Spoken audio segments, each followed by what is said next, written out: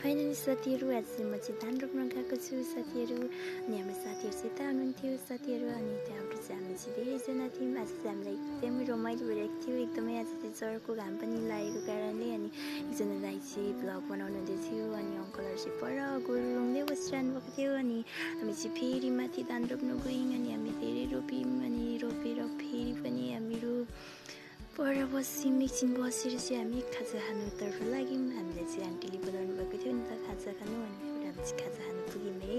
अनि हामी चाहिँ खाजा खानु थाल्यौँ। खाजा चाहिँ मकै थियो, आलु थियो, एकदमै मिठो थियो। अनि खाँदा खाँदै हामीले चाहिँ चिया पनि थियो अनि खाँदै थियौँ। अनि आन्टीले चाहिँ जिस्काउनु हुँदै थियो है मलाई चाहिँ एकदमै किन भिडियो बनाउनु भएको भनेर। अनि म चाहिँ बनाउँदै थिएँ। अनि हामी चाहिँ फेरि धान रोप्नुतर्फ लाग्यौँ। अनि आन्टीहरू रोप्दै हुनुहुन्थ्यो, म चाहिँ माथि बसेर एकछिन भ्लग बनाएको है। अनि अङ्कलहरू चाहिँ पर फेरि लाउँदै हुनुहुन्थ्यो। अनि हामी चाहिँ फेरि सकेर पर रोप्नु गयौँ। अनि हामी चाहिँ त्यहाँ एकछिन बस्यौँ। अङ्कलहरू त्यहाँ बनाउँदै हुनुहुन्थ्यो त्यहाँ।